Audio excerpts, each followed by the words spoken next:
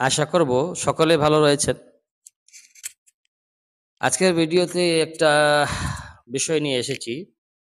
যে বিষয়টা হলো এখন জায়গায় মহিলা মাদ্রাসা বানানো হচ্ছে। আর আগেও হয়েছে, আর আগামীতেও হবে। তবে ব্যাপারটা হলো মহিলা মাদ্রাসার কতটুকু প্রয়োজন?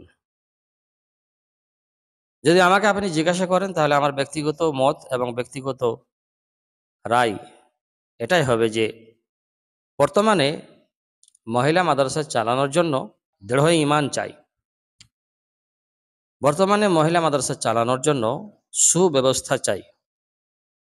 বর্তমানে মহিলা মাদ্রাসা চালানোর জন্য তার ঈমানের যে একটা স্তর রয়েছে, তো উঁচু স্তর পর্যায়ের ঈমান ওয়ালা বা ঈমান ওয়ালি চাই। তাহলেই আমার মনে হয় যে একটা মহিলা মাদ্রাসা সুষ্ঠুভাবে চলতে পারে। কেননা বর্তমানে আমরা যে শুনছি যে মহিলা মাদ্রাসাতে পুরুষ শিক্ষক রয়েছে, যদিও বা পুরুষ শিক্ষক থাকে না, সঠিকভাবে জানি না।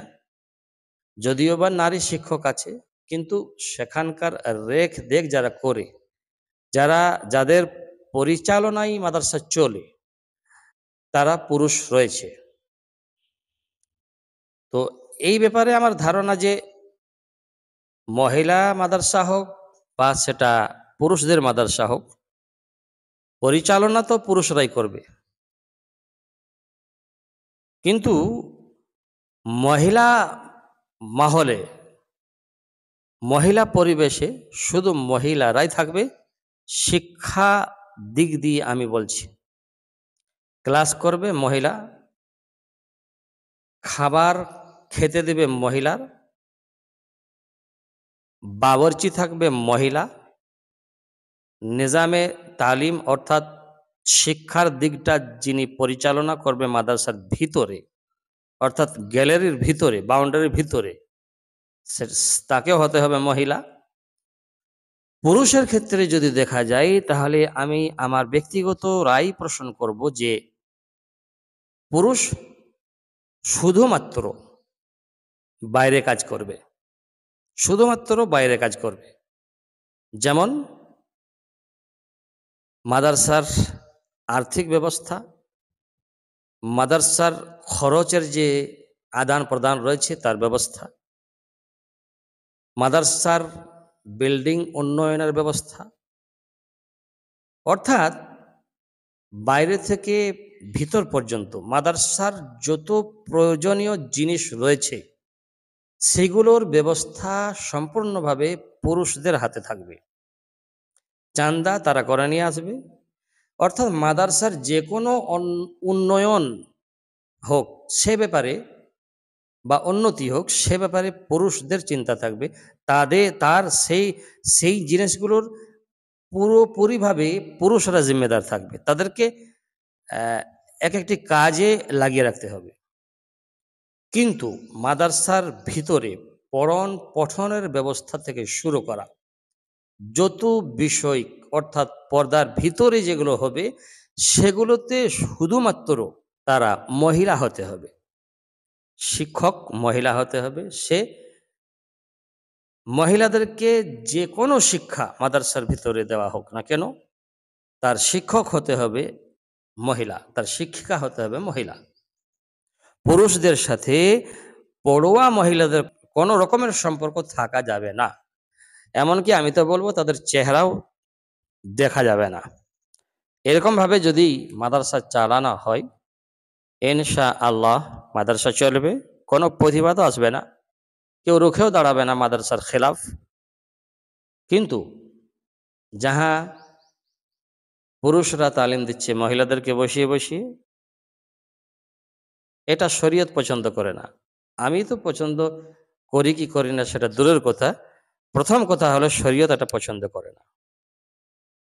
সাবালিগ হয়েছে, তার হাইজ শুরু হয়েছে, তাকে আপনি কেন সামনে বসিয়ে মাদ্রাসা আকারে পড়াবেন? সেজন্য মহিলাদেরকে বর্তমান সময়ে পড়ানোর জন্য মহিলাই দরকার। বাকি মাদ্রাসার কাঠামো ব্যবস্থা মাদ্রাসার বিল্ডিংয়ের ব্যবস্থা, মাদ্রাসার খাবার দাবার যাবতীয় ব্যবস্থা পুরুষরা করবে। পুরুষদের একটি আলাদা অফিস থাকবে, তারা সেখানে পরামর্শ করবে আর পরামর্শ সাপেক্ষে তারা কাজ করবে। এবার পঠন পঠনের যে ব্যবস্থা রয়েছে সেই ব্যবস্থা মহিলাদের কাছ থেকে তারা জেনে নেবে, দেখে নেবে, তাও আবার পর্দার সহিত দেখে নেবে, জেনে নেবে, সেইভাবে সেই পন্থা অবলম্বন করবে আর তার বিষয়ে পুরুষরা মেহনত করবে। আমার সংক্ষিপ্ত আমার যে ছোট বুদ্ধি বিবেক রয়েছে, আমি এটাতে এতটুকুনি বুঝতে পারি। কেননা বর্তমানে যেখানে দেখছি মহিলা মাদ্রাসা, সেখানেই কোনো না কোনো খারাপ কাণ্ড হচ্ছে। শুধু মহিলা মাদ্রাসা না, পুরুষ মাদ্রাসা তো খারাপ কাণ্ড হচ্ছে। এগুলো লজ্জাজনক বিষয়, বলতে লজ্জা পাচ্ছি, কিন্তু দুঃখের সহিত বলতে হচ্ছে। সেজন্য শিক্ষার দিকটা, পঠন পঠনের যে শিক্ষকের একটা ব্যাপার রয়েছে বা শিক্ষিকার ব্যাপার রয়েছে, এদিকে আমাদেরকে সচেতন থাকতে হবে বা সতর্ক থাকতে হবে। কোনো মতেই আপনি মহিলা মাদ্রাসা বানাচ্ছেন, বানান, আপনাকে বাধা করা হয় না।